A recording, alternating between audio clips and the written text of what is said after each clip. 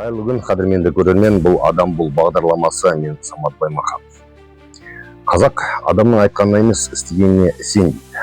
Әңгімеміздің арқауы да осы. Өйткені оның арты өкінішке соқты. Бүгінгі тақырыпта түрткі болған жайт қаламыздағы медицина мекемесінің қос құрылтайшысы арасындағы дау. 2 жылдан аса уақыттан бері сотта қаралып келе жатқан бұл істің әзірге түйіні шешіле қоймады.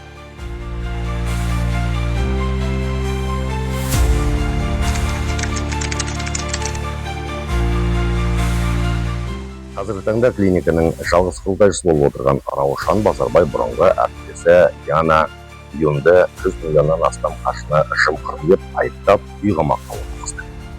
Ал Диана ханым өз кезінде сол клиниканың іргетасын қалауға қаржы салған адамның бірі. Кезінде әлеуметтік желідегі екеуінің бір-біріне деген қамқорлығы мен жылы лебіздерін көріп тәнті болар еді. Ал бүгін жағдай мүлде басқа. Раушан ханым ашулы, серуен түрмеге қамауға бар. Ал Диана ханымның тілі байлаулы, өзін толық құруға мүмкін. Қарапайым халық аққа құдай жақ, әділ шешім табылар деп сенім білдірді. Біз осы бағдарламада осы істің дұрыс-бұрысын талқылап, әр сөзден әр қадамды саралап көрмекпіз. Бұл қайталанып отырған жағдай емес. Өйткені бұған дейін дәл осындай серіктестердің қапыда қалғаны белгілі. Бұл әңгімені ширақ тарқату үшін Раушан Базарбайдың медицина саласына келу тарихына үңілейік.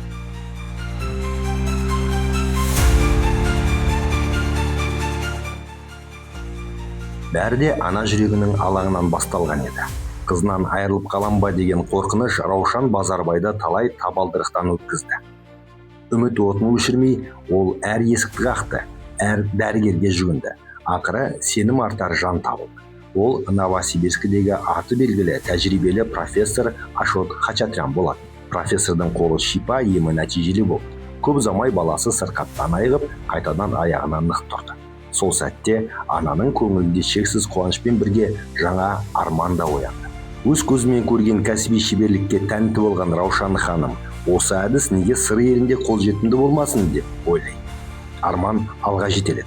Ол профессор Хачатранмен келіссөз жүргізіп, Қызылордаға келуге келісім алды. Раушан приехала ко мне в клинику, привела свою дочку с апистархозом. По ее словам, там диагностировали этот апистархоз, но никак никто не знал, как лечить там и так далее. Поэтому она привела ко мне в клинику, мы провели лечение, вылечили ее, и потом она изъявила желание создать клинику в Кызылорде. Осыдан кейін барын салып, баршаға шипа болар жаңа клиника ашуға бел буды. Шетел асып, ем іздеудің қиындығын өз басынан өткерген ана енді өзгелердің жолын жеңілдетуді мақсат етті. Жеке бастың қуанышынан туған ой көптің игілігіне айналар үлкен іске ұласты. Сол кезде серіктес те табыла кетті. Ол сол кездері өз кәсібін дөңгелетіп жүрген іскер жан Марал Кетебай еді. 2016 февралында профессор келді, алғашқы жұмысын бастады. Марттың 24-інде жұмыс тоқтады. Сол марттың 24 или 25 күні таңертең жұмысқа келгенде помещение есігі құлып тұрды ғой. Мен білген жоқпын, олар көшіп кеткенде білген жоқпын, ешқайсысы айтпаған. Даже бухгалтердің де өзі айтқан жоқ қой маған. Мен жұмыс істеп жатыр ғой, неше жылдан бері. Ол да айтпаған. Енді көндірген ғой енді. Жаңағы бұл кісінің тіл байлығы жеткілікті ғой. Қалай болса да кезген адамды көндіріп, неғып алып.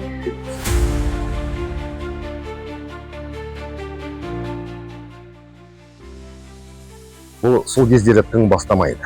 Мұндай дәрігерді Қызылордаға алып келу біргелік болса, қасына серіктес жан табу да оңай шаруа емес. Журналистік зерттеу барысында біз Раушан Базарбайдың сәттілік тарихына көз салдық. Бұл тек бір адамның тағдыры ғана емес, сонымен қатар медицина саласында жаңа жол салуға деген жігердің айқын айғағы. Осы жайында пікір алу үшін біз профессор Ашот Хачатранды да әңгімеге тартып. Ендеше бүгінгі бағдарламамызды алғашқы кейіпкерімізбен бастайық. Ол қала тұрғыны, кәсіпкер Раушан Базарбайдың алғашқы клиникасын бірге ашып, сәтті айналдырып отырған өз кәсібінен айырылған Марал Кетебай.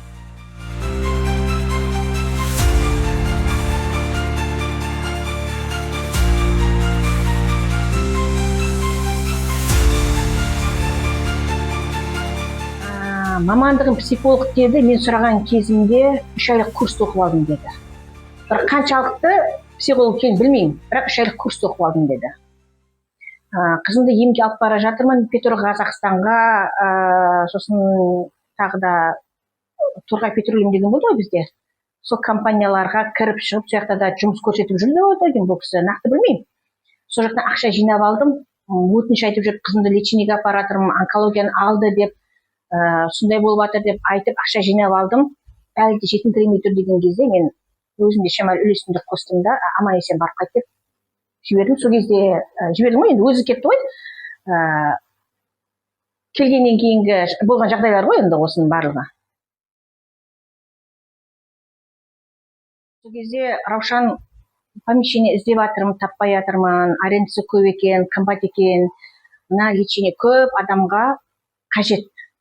Барлығы да бұны алу керек, тазарыну керек, мына құрттан деп сөйлеп. Енді үндемей кеттім, бірақ ол кісі қайта сөйтіп шығып, 2-3 мәрте шығып, жақсы доход түседі, мен бәрін есептеп отырмын, жақсы доход түседі, сен мына китайский баняны тоқтат та, біз сол клиниканы ашайық деді. Енді әр ойландым, бер ойландым, бірақ ол кісі енді білмедім, енді әйтеуір сол кісі айтқанда көндірді ол кісі. Онан кейін жасап болған помещениемізді 5 декабрьде профессор келіп көрді помещениемізді. Новосибирсктен келді, Астанаға ұшып келді, одан бізге ұшып келді. Келді, көрді, біраз бағыт бағдар берді. Мұнан ішін қайтадан клиникаға ауыстыру керекпіз. Оны клиника қылдық, қайтадан біз оны толығымен ауыстырдық. Уже ол кезде біздің қаржымыздың таусылған кезі, қалтамыз уже қаржыда қалған жоқ. Мына клиникадан біз жақсы пайда көреміз. Кредит алатын мүмкіндігім болса, кредит алып, осыған біз салайық деді.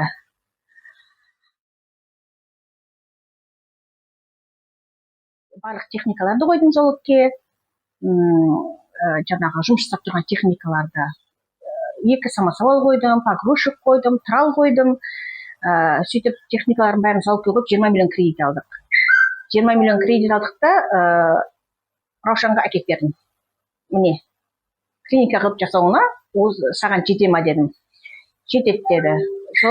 Сонымен ол кісі Россияны алдыратын фитоочка, сол клиникаға қажетті не зат бар, соның барлығын алдырды, жасады, клиниканы өзінің талабына сай жасап шықты.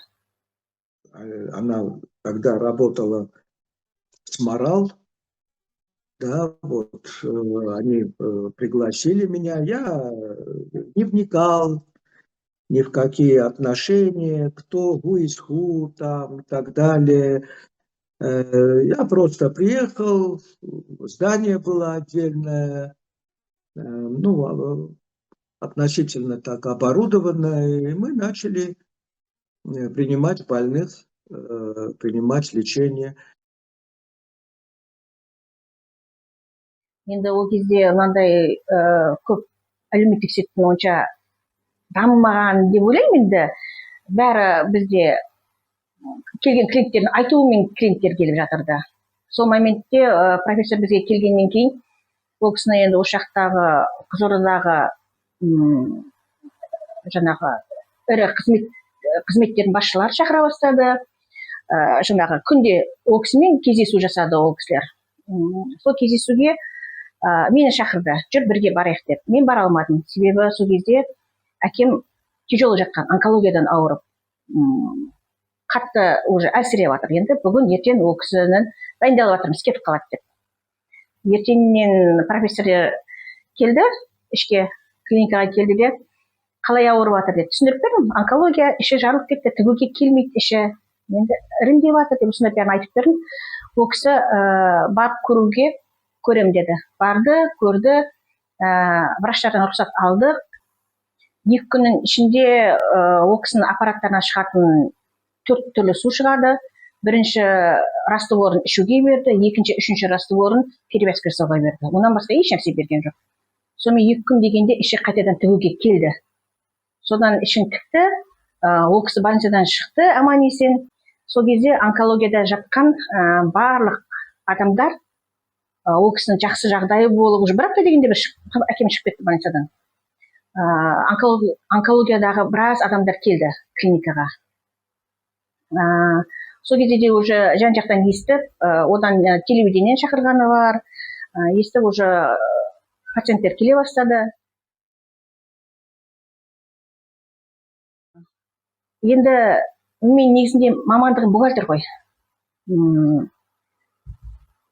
Мүмкін дегенше әрбір заттың дұрыс жүрген туралығын қарағым келді да, бірақ негізінде клиниканың ішкі кухнясына кіргенім жоқ. Маған мынандай қаржы қажет дейді, мен тауып беремін. Мына жерім жасалынбай жатыр дейді, жасап беремін. Мен тек сондай жұмыстарын істеп бердім де, атақ негізінде клиникада Раушан болды. Ол кісінің анасы бізде врач болып келді, негізінде Шелде жұмыс істейді деймін. Врач болып келді ол кісі. Ол кісі келгеннен кейін бір жұмыстарымен Шелге қайтадан кетіп қалды. 2 күнге ме 3 күнге ме кетіп қалды. Ол кезде бізде пациенттер келіп жатырды, бірақ врач жоқ. Сол кезде Раушан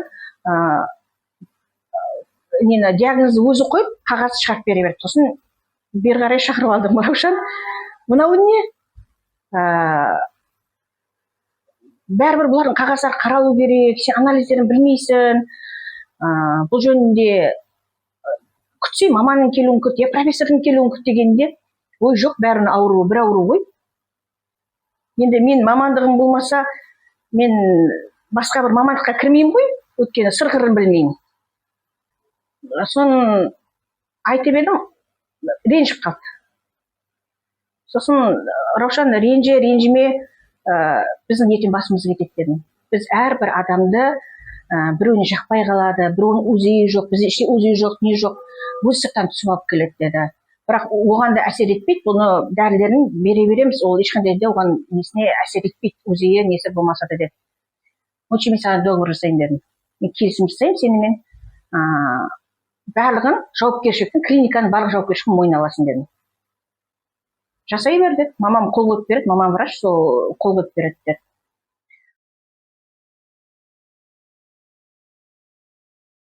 Уже доходын бәрін көрсетті ғой, бұл кісі бизнес план жасады, Раушан. Сөйтті де мынандай доход бар, мынандай жақсы доход бар деді. Жасыратыны жоқ, бір пациентті 250 мың алсақ, оның себестоимости 35 мың теңге. Біз оны сонда 10 есе қойып тұрмыз. Ол 250 мың 500 мың аралығында. Онда да біз адам таңдаймыз. Ол кісілер адам таңдады. Қызметкер кісі ма, ақшасын көбейтеді. Бұна онша әлі келмей ма, енді пациенттен де айырылмау керек, ақшасын 250 мыңнан бірақ түсірмейді. Себестоимостьін бухгалтермін ғой, есептедім, себестоимостьін қолымда не бар? Бір адамға беретін жаңағы методика бар. Сол бойынша әр дәрін қанша кететінін есептедім, суын есептедім, светін есептедім, бәрі есептегенде 35 мыңға дейін қаржы кеткен кезде айттым, мыналарын сендердің қымбат емес па деп. Сен нен бар ақшалғанды білсе деп. Жарайды деп. Бірақ сонда да ішімде я онымен келісім жоқ. Айналып келгенде дұрыс пайда табу керек. Біз кәсіпкерміз, пайда табамыз. Бірақ енді соншалықты 10 есе, 15 есе емес шығар деп өзім ойлайтынмын. Знаете, я не, вот как вы точно говорите, там, где деньги, там уже нету медицины. Поэтому я в эти вопросы никак не вникал, меня это не интересовало. Я не приехал ради того, чтобы заработать там деньги, хотя, конечно, если это идет платная услуга, там какие должно быть и вознаграждение. Но я не вникал в эти разборки, в эти прайсы, в эти финансы, в эти...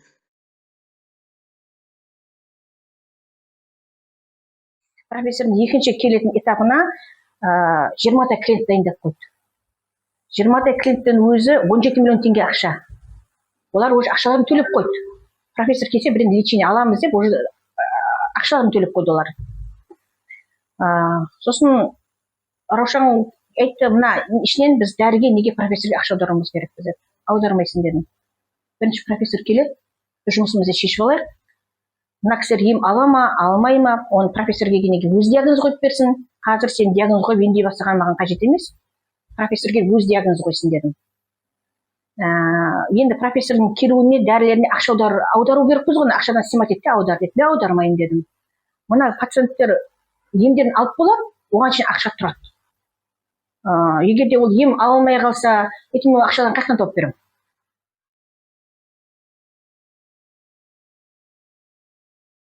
Сосын профессордың келуін күттік. Бірақ профессор келген кезде керек деген шамалы уақыт қалды. Біз дайындап жатырмыз, уже пациенттер дайындап жатырмыз, нелер дайындап жатырмыз. Бүгін кешкісін уже 17:00-де мен жұмысым аяқталды. Мен қайттым үйге.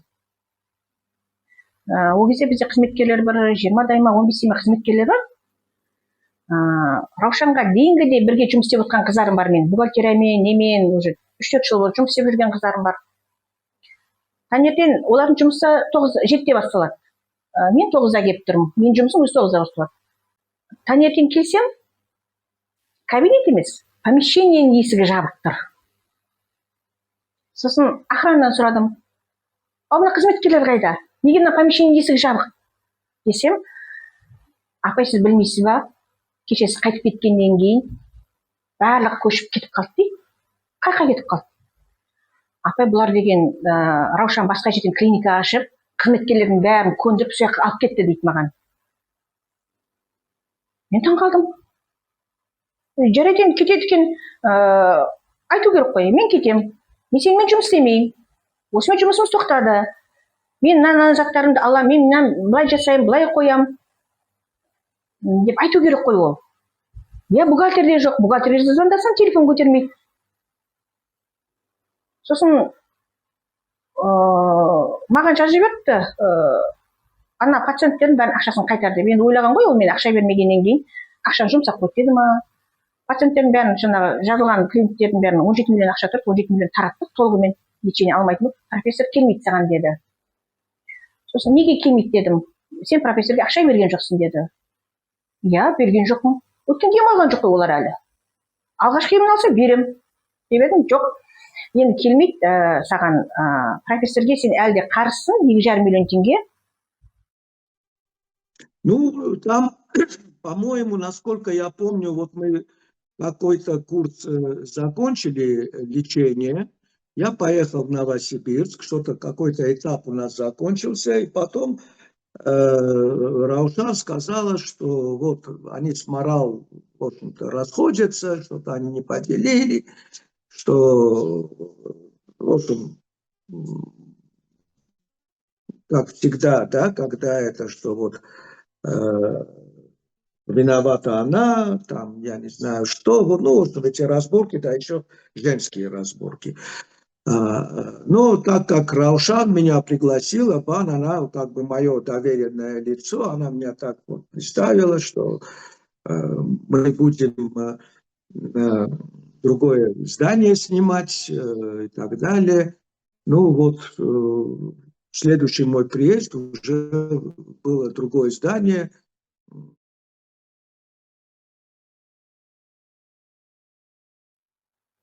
Ортада көптеген өтірік сөздер жүргенін білдім. Мен рас, бұл Қазақстанға патент келу керек па дегені, менің атым емес, профессордың атына. Ол Марал патенттеп алайын деп деп өзгеріп кетті.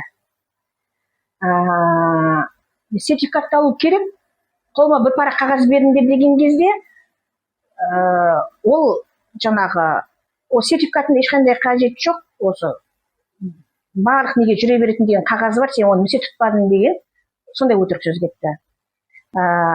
Онан кейін, енді ол шетелдің адам ғой, Россиянка болғаны шетелдің адамы.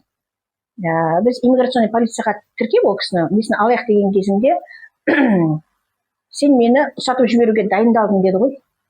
Бір нақты айтпаған емес, соған келтірді. Сосын әрбір айтқан сөздердің бәрі теріс айналып кете бергеннен кейін сөз айтпауға тырыстым. Сөз айтып қайтемін. Хорошо, мен дұрысқаным жоқ. Енді есептесек дедім Раушанға. Келді, Раушан келді де, мынаған қол қойып бер деді акционерге. Қарадым, ағам айтты, біз тоқтайық осы жерден деді. Біріншіден біздің темамыз емес, екіншіден мына ішіндегі дүниесінде қалды ма, қалай берсін. Қажет болса профессордың өзіне де ақшасын сұрамай қайтып бере сал деді. Главный бізден кетем дегенше тыныш, ешкім өлген жоқ, ешкім жарақаттанған жоқ.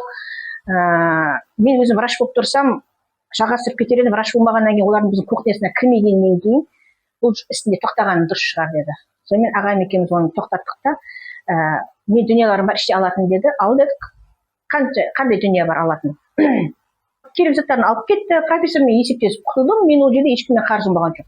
Бәрінен де қуанғаны, жазылып тұрған 17 пациенттің ақшасынан толық беріп құтылғаныма қуандым. Былай қарағанда, дәл сол күні профессорге бермесем де, ізіне барып тұрып ақшасын бердім. Пациенттердің де ақшасын құтылдым, былай қарағанда енді таза шықтым. Бірақ мойнымда кредит қалып қойды. Ары қарай да осы клиниканы жалғастырамыз деп техникалармен жұмыс жасауды тоқтатқанмын.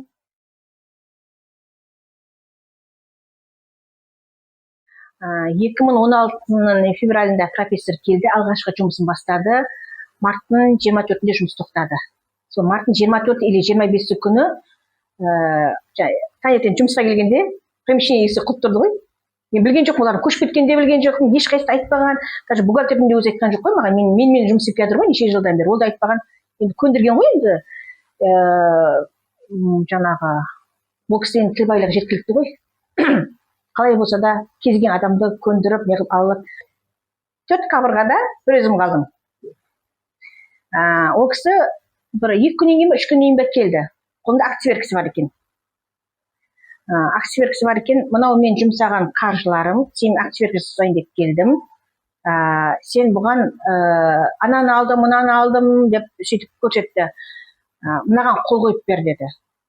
Сосын мен әлі көрген жоқ накладнойларын дедім. Тексерейін, маған қалдырып бер, тексерейін, көрейін дедім. Сосын ол маған былай деді. Марал, активерке қолыңды қой. Сосын мен профессормен қайтадан сөйлесем де біз қайтадан осы жерде жұмысты бастаймыз. Әлі бүлінген еш нәрсе де жоқ деді. Енді ол менің жанды жерім ғой. 4 қабырғаның ішінде бір өзім қалдым. Бизнестерім жоқ, уже бәрі де тоқтап, сөйтіп қалған кез ғой.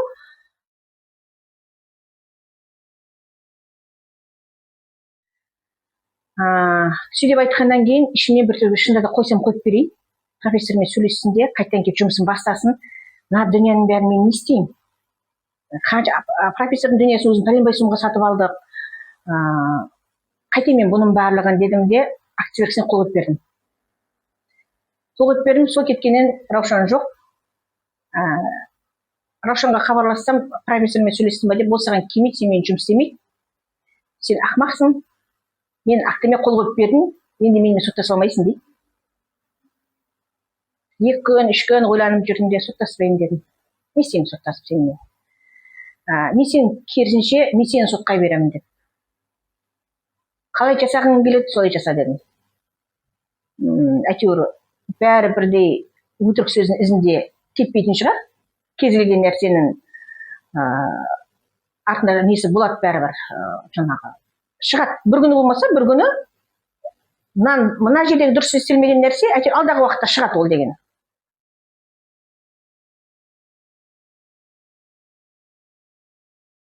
Былай қарағанда бір айдағы түскен маржамыз енді помещениеге салам дегенге дейінгі нені расход шегермегенде, бір айдағы өзінің расходын шегеріп бәрін қалғанда бір айда таза маржамыз 4 миллион 500 болды. Ол сонан кейін вообще сөйлемей қалды. Сол кезде ол дайындалып жүр екен. Ол профессордың келесі келуіне өз іштей дайындалып жүр екен. Уже профессор келген бойда алып кетемін деп. Енді мына жерде жақсы доход түсіп тұр ғой.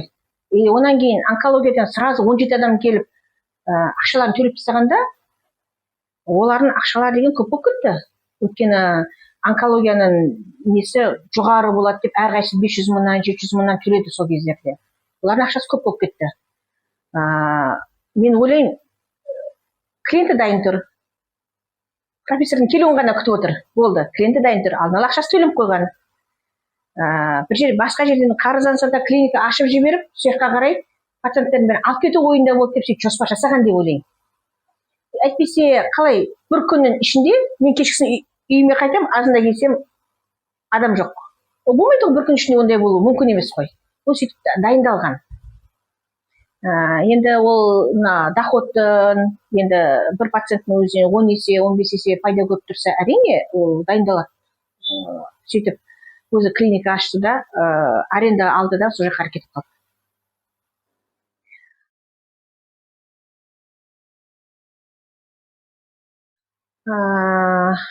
Онан кейін жұмысымыз тоқтады.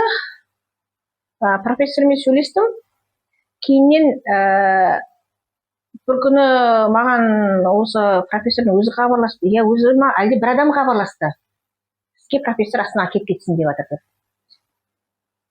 Неменеге барамын? Ішімнен өзім ойланамын дедім деп қойдым, бірақ ойландым. Неменеге барамын дедім. Отырып қайдадан ойландым. Әкем үшін бәрі рахмет айтуым керекпін ғой. Онан кейін әкем деген онкологиядан жазылып кетті. Жаңа уже онкологиядан учеттан шығарып тастады ол кісіні. Сол профессорге бардым, айтпақшы, Астанаға. Бардым, кездестім. Мен кеткен қате болса, кешіріңіз дедім. Бірақ мен не жасағаным жоқ. Сіздің дүниеңізге қол сұққаным жоқ. Әкем үшін рахмет дедім. Әкем қазір жақсы, ішін тігіп бергеннен кейін де машина айдауға болмайды деп еді. Сонда да сол кезде кісілердің айдайтын Жигули ғой. Жигули мініп алады, Қызылордадан бір шығады, андан бір шығады, мындан бір шығады. Сөйтіп осы Қазақстан үшін шарлап жүруге аяғынан тұрғызып берген үшін рахметімді айттым. И, я как-то вот потом, как-то наши пути разошлись, но я не помню, месяцев через 6 или 7 я как-то с Марал увиделся и так осторожненько спросил про отца. Думал, что, наверное, он как-то уже умер, но она сказала: да вы что, Ашот Папикович, он по всей деревне ездит на своих «Жигулях», пьет водку, все нормально. Хотя его выписали с областной больницы, и как у вас принято говорить, готовьтесь, потому что готовится еще человек как бы здоровый, но уже предупреждают, готовьтесь.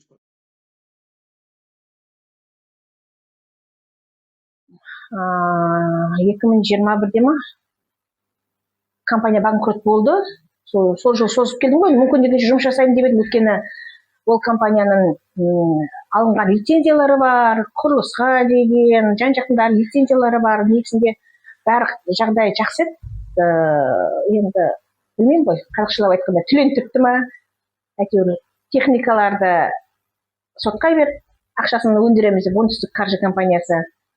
Банк ол сотқа беріп, ана помещениені сатып алдым, кредитке сатып алдым, жаңағы ипотека есебіне сатып алдым. Оған жетіспеген қаржыға мен үйімді залогқа қойдым. Сонымен банк үйді алып қойды. Компания ол банкротқа кетті. Оңтүстік қаржы өзінің техникаларын алып кетті. Бәрі бір уақытта тоқтады. Бір жағынан бұл сол кездерде енді ашуландым, ренжідім Раушанға. Сосын көп уақыт ойланып жүрдім. Бір 5-6 ай, көп емес енді 5-6 ай ойланып жүрдім. Мүмкін мені бір жақсы жоғары деңгейге бір жетістікке жеткіздіру үшін осындай адамдармен маған кездесу керек болған шығар. Бәрін ұмыттым. Оны ішіме сақтап жүріп қайтемін.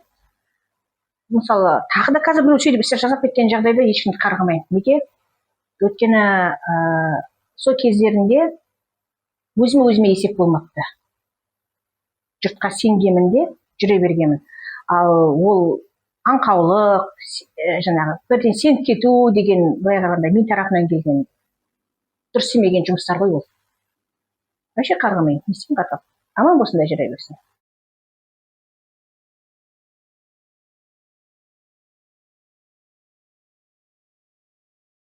Бұл кісі бізге жұмыс ноябрьде келістік, декабрьде жұмыс бастай бастадық. Жаңағы клиниканы дайындап жатырмыз. Сол кезде бұл кісінің фейсбугын ашып қарасам, Жанна Аманова деген кісіге фейсбукта жазыпты. Сізге Марал Кетебайды жіберем. Ол менің пациентім, оған көмектес деп менің өзінің алдында айтқан, енді психолог деп бардым ғой оған, ішкі айтқан дүнием фейсбукта барлығы болмағанмен жарты ай шығып тұрған көрген кезінде қатты ренжіп қалдым мен. Кей кезде күлем, көп адамдар мына дінге келгенде кіріңкіреп уже отказ беріп аяқтан тартып қалып сөйтіп жатады ғой. Мен оған келгенде былай деп ойлаймын өзім. Егер де бәрі Раушан қолында тұрып, Аллаға Раушан бәрін тапсыра беретін болса, ол Қызылорда қалмай қояды ғой.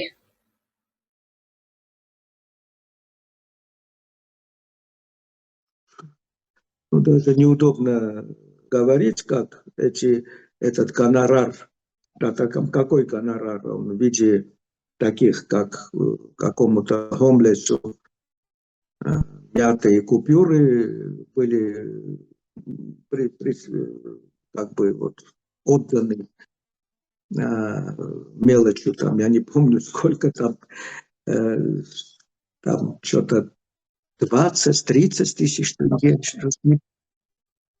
Ну, естественно, я же знал, какая оплата шла за каждого больного, да, и, в общем-то, то, что это я получил, но это мне стало смешно даже.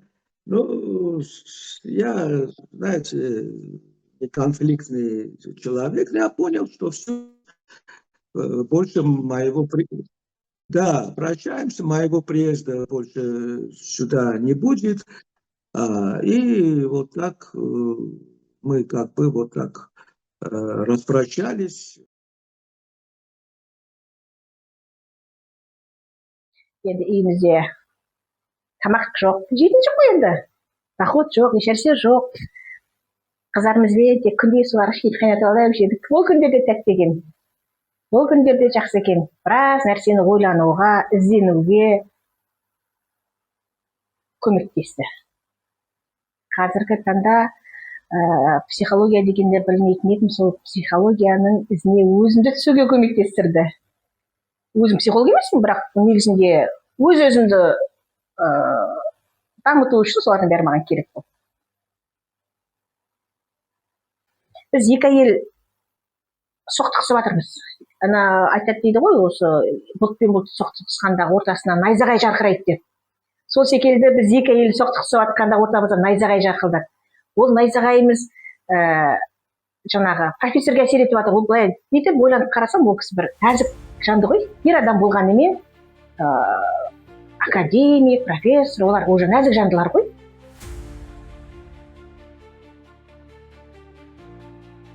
Во-первых, это должен человек сам жить с этим кредо. Если он будет жить с этим, то вокруг него соберутся такие же люди. А именно как жить? Надо вперед смотреть всегда с надеждой. Назад смотреть с благодарностью. Хоть там что плохое было, это как должно было быть. Наверх смотреть с молитвой. Вниз смотреть с покаянием. Внутрь себя смотреть с вниманием. Это обязательно, чтобы на себя обращали внимание. А вокруг себя с любовью. Вот тогда все будет прекрасно. Бұл әңгімеден түйеріміз аз емес. Алғашқы әріптестік қарым-қатынастың сәтсіздікке ұшырауы тек екі адамның арасындағы дау ғана емес, аймақ тұрғындарының да қатерлі дерттен айығуға болатын бір мүмкіндіктен айырылып қалуы еді. Профессор Ашот Хатшан да сол күндерді есіне алып, Раушан Базарбайдың келісімде тұрмағанына қынжылысын жасырмады. Ашық ауыр сөз айтудан тартылса да, жүрегіндегі өкініштің табы анық сезілді. Бүгінде ол Алматы мен Астанада жаңа клиникалар ашып, кәсібін ілгерілетіп, елдің денсаулығына бөленді. Ал Раушан Базарбайда кейінгі жылдары жаңа серіктестермен жұмыс істеп, бірнеше клиниканың негізін қалады. Бірақ өкінішке қарай олардың тағдыры да алғашқысына ұқсас өтпегенін аңғарды. Бұл тақырыпқа біз адам бол бағдарламасының алдағы шығарылымдарында кеңірек тоқталамыз. Қазірге құрметті көрермен, біздің парақшамызға тіркеліп, ой пікірлеріңізді ортаға салып отырыңыздар. Еске сала кетейік, егер Раушан Базарбай ханым осы бағдарламаға қатысты өз түсініктемесін білдіргісі келсе, біздің студиямыздың есігі әрқашан ашық. Біздің де көп сұрағымызға жауап бергені оң болар еді. Сау саламатта болыңыздар, айтарыңыз болса мархабат.